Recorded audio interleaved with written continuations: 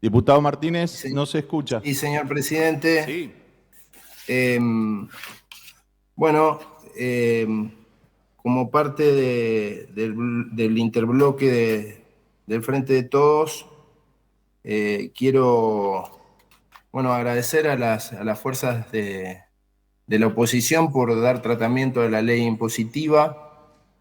Eh, Creo que es un tiempo donde es importante que prevalezca el diálogo. Hacía referencia el diputado Busato a la situación que se ha producido a nivel nacional. La verdad que no puedo dejar de hacer consideraciones al respecto, porque, bueno, creo que es muy importante que la oposición ayude a transitar un camino tan difícil como el que está atravesando la Argentina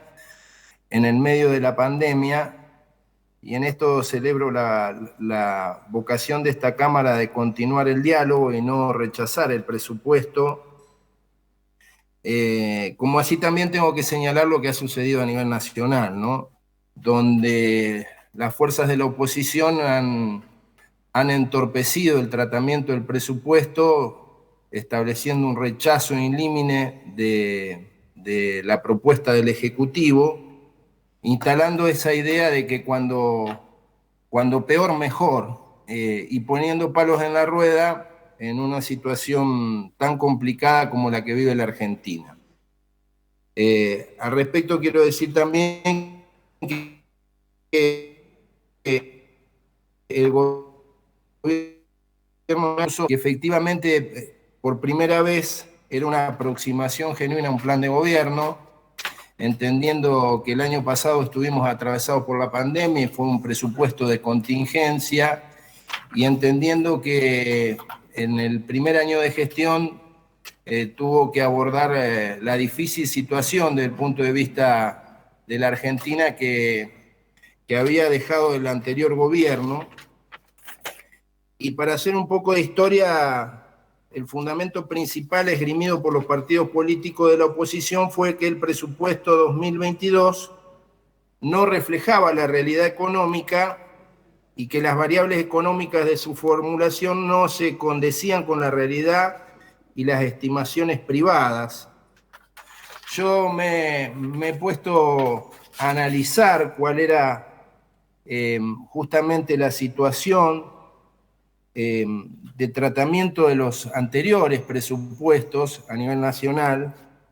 y para ello tomé en cuenta los datos de inflación, tipo de cambio y crecimiento del PBI que se consignaban en los mensajes del presupuesto del gobierno nacional en los anteriores periodos. Y quiero hacer referencia a ello porque fue durante el gobierno de Cambiemos, ¿no? En el año 2016, el presupuesto enviado por el gobierno nacional de Cambiemos establecía una inflación del 17%, cuando la real fue del 34,59%, establecía un tipo de cambio de 10 pesos con 6, cuando el tipo de cambio fue 15,89, y establecía un crecimiento económico del 3%, cuando fue un decrecimiento del 2,8%. También quiero hacer referencia a lo que fue el 2018, donde el gobierno de Cambiemos había establecido una inflación del 15,79%, cuando terminó siendo un 47,65%. Estableció un tipo de cambio de 19,3 del dólar, cuando terminó siendo 37,7, y establecía un crecimiento del 3,5 cuando fue un decrecimiento del 2,61. Y respecto a la responsabilidad, digamos, del gobierno nacional, también quiero hacer referencia a lo que planteó el gobierno nacional en materia de previsiones en el 2021, una inflación del 29%. Evidentemente este no ha sido un parámetro que se ha cumplido, una inflación del 51%, pero estableció un tipo de cambio del 102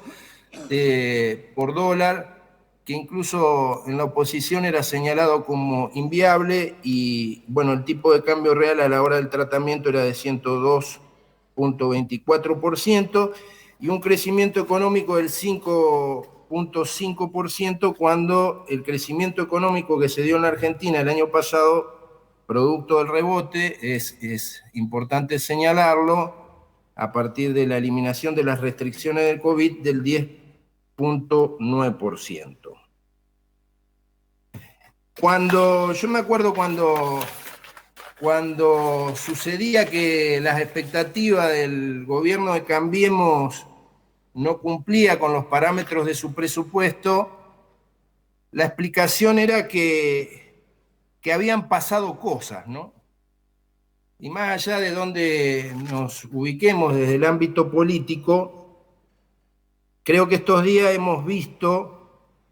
la opinión del Fondo Monetario Internacional respecto de la enorme responsabilidad que le cabe al gobierno de Mauricio Macri en la crisis del 2018. Como decía Tenenbaum en una nota del domingo que invito a leer, esto no lo dijo ni Cristina Fernández de Kirchner ni los integrantes del Frente de Todos, no lo dijo C5N, lo dijo el Fondo Monetario Internacional, justamente en un momento muy difícil de la Argentina, donde los argentinos y la administración de Alberto Fernández ha tenido que pagar 5.200 millones al Fondo Monetario Internacional por ese enorme endeudamiento que tomó Mauricio Macri para la fuga de capitales, dentro de los cuales 3.800 millones correspondieron a la amortización de capital. Y yo quiero recordar incluso la visión federal de aquel gobierno, ¿no? Cuando, por ejemplo, por un decreto de necesidad de urgencia, el 756, se derogó el Fondo Federal Solidario, creado por decreto 206 del 2009. Recordemos que ese Fondo Federal Solidario establecía el 30% de las retenciones de las exportaciones de soja y el 27% de harinas y aceite de soja, que no solamente nutrían al gobierno de la provincia, sino también a los distintos municipios, coparticipándose el 30% de esos recursos para el desarrollo de obras de infraestructura. Y también recuerdo que ese gobierno fue el que eliminó el Fondo Solidario del Transporte, que contemplaba justamente las necesidades de financiamiento de los gobiernos locales y del transporte local con una visión federal. Entonces, la verdad que a nosotros nos sorprende la actitud de los diputados nacionales de la provincia de Santa Fe, de la oposición. Yo recuerdo unas palabras del diputado Puyaro que en algún momento señalaba respecto de lo que le sucedía a algunos funcionarios provinciales que transitaban por la ruta 9 y que cuando se acercaban a la General Paz, de ser leones, defensores del federalismo, se convertían en gatitos. Y es bueno que hoy que se sometían, digamos, a la agenda y los intereses de las expresiones políticas que anidan en la ciudad de Buenos Aires. Y me parece que esta misma reflexión que él hacía les cabe a los diputados nacionales que actuaron en este sentido. Y me parece muy importante señalarlo. A mí me sorprende, con mucho respeto lo digo,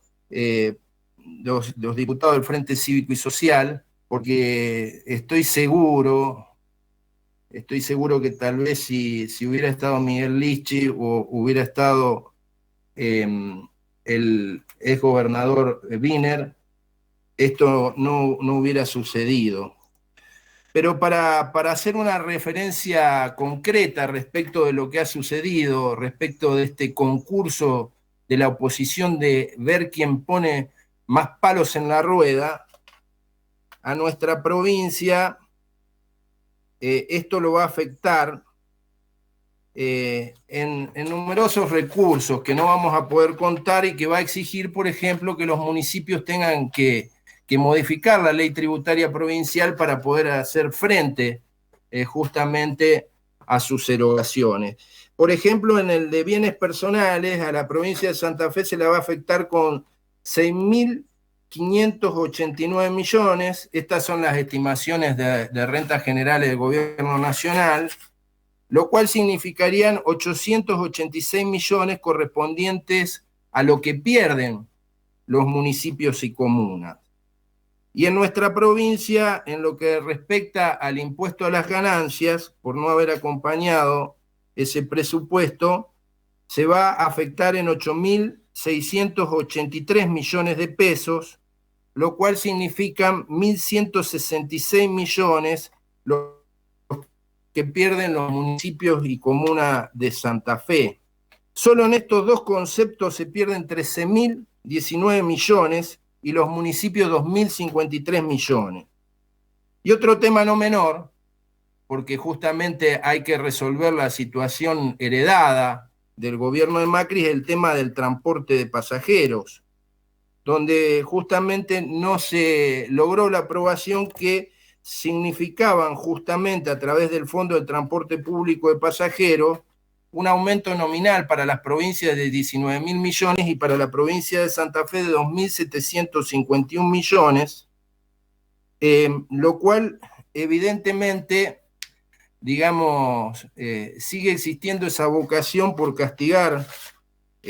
más allá de entorpecer, digamos, el funcionamiento del gobierno nacional, castigar a las provincias. Y otro de los puntos más importantes es el tema de la obra pública, el plan plurianual de obras para Santa Fe. Había una asignación presupuestaria de 32.590 millones, 4.665 millones para este año 2022. El puente de Santa Fe-Santo Tomé, una obra tan querida por todos los santafesinos, comprometida por gobiernos justicialistas anteriores, y que estaban presupuestados 2.000 millones de pesos. Para el 2023, 5.000 para el 2.000 millones de pesos para el 2022, 5.000 millones de pesos para el 2023 y 10.000 millones de pesos para el 2024. Entre otras, ¿no? Como el acueducto San Javier Tostado Villaminetti o el puente de Reconquista Avellaneda, la ampliación del puente. Y por último, y lo más importante, existía una cláusula que autorizaba al jefe de gabinete de ministros para disponer las acciones necesarias a fin de dar cumplimiento a las resoluciones de liquidación de las condenas judiciales firmes en favor de la provincia de La Pampa y Santa Fe, que, constituyen una enorme deuda del gobierno nacional, 132.000 millones de pesos, y que se cayó. Y ustedes saben que para cumplir con las erogaciones emergentes de sentencias judiciales es necesario contar con la estimación presupuestaria, con la imputación presupuestaria. Y yo me pregunto, digamos, respecto de los espacios políticos que acompañaron esta decisión política de no acompañar al gobierno, ni siquiera estableciendo una alternativa del presupuesto, si los diputados que rechazaron el presupuesto le van a dar respuesta a los vecinos de Santa Fe y de Santo Tomé, le van a poder explicar al sistema de transporte de Santa Fe y de Rosario por no poder contar con estos recursos. Es decir, yo sigo insistiendo que el camino, ayer lo expresaba muy bien la diputada Del Ponti, el camino es el del diálogo, de los consensos, de poder transitar por políticas públicas que vayan más allá de los mezquinos intereses sectoriales. Y yendo específicamente al régimen tributario de la provincia, que no solo tiene que ver con los recursos para la provincia, sino también tiene que ver con los recursos para los municipios y para las comunas de Santa Fe. Bueno, esta ley impositiva es una ley conservadora, pero que no establece el crecimiento de ninguna alícuota. Yo, para corregir lo que decía el diputado Galdiano, ni siquiera el pacto fiscal que el gobierno provincial ha celebrado establece el incremento de ninguna alícuota. Incluso tiene en consideración, no todo lo que a mí me gustara, pero tiene en consideración el crecimiento incipiente que se está dando en la provincia de Santa Fe y la situación por la que ha atravesado el sector productivo, estableciendo planes de pagos y flexibilización, y manteniendo la suspensión de los coeficientes de convergencia de la ley 13.750 del año 2018, establece un ajuste de los impuestos mesurados. Por ejemplo, se señalaba recién el tema del 30% en patentes y el inmobiliario con un máximo del 29%. Y también en lo que refiere, digamos, a otras cuestiones, establece, digamos, una serie de beneficios para aquellos que efectivamente están en mejor situación desde el punto de vista tributaria. Por ejemplo, establece al buen contribuyente el descuento de una cuota del impuesto inmobiliario. Se extienden los beneficios conferidos a los contribuyentes afectados por la pandemia en el marco de una ley dictada por esta Cámara, la 14.042, hasta el 31 de marzo. Establece un 25% para el que abona por débito automático para garantizar justamente a través de los medios electrónicos el cumplimiento efectivo y en términos de los impuestos de patente automotor e inmobiliario, el 35% para que efectúe el pago a contado. Se han corregido en esta propuesta los errores que compartidos entre el Ejecutivo y la legislatura respecto de que el incremento de patente automotor no supere los montos establecidos. Establece un régimen de regularización catastral de 6 meses. Establece la exención de impuestos a los afectados por el siniestro de calle Salta, en la localidad de Rosario, y establece justamente la estabilidad fiscal hasta el 2023. Incluso plantea cuestiones que también han sido producto de la defensa de esta Cámara, como es la exhibición del pago de patente para los vehículos eléctricos establecido por el artículo 4 de la ley 13.781. Simplemente nosotros hicimos una observación. Quiero señalar que vamos a acompañar la ley tributaria en todos sus términos, pero nosotros creíamos que en esta idea de contribuir a la recuperación económica era necesario darle una especial atención a la pequeña y a la microempresa de la provincia de Santa Fe, estableciendo mejores condiciones desde el punto de vista de la regularización tributaria y también estableciendo la posibilidad de que le bajemos la alícuota de ingresos brutos. Quiero decir que esa micropyme y la pequeña empresa son las que generan empleo y las que han tenido que sortear una enorme dificultad durante este año, en un año donde el nivel físico de ventas se cayó, según la CAME, el 8%, 8.5% por debajo del 2019, y que el régimen tributario simplificado para pequeños contribuyentes, en cuanto a los montos para su actualización,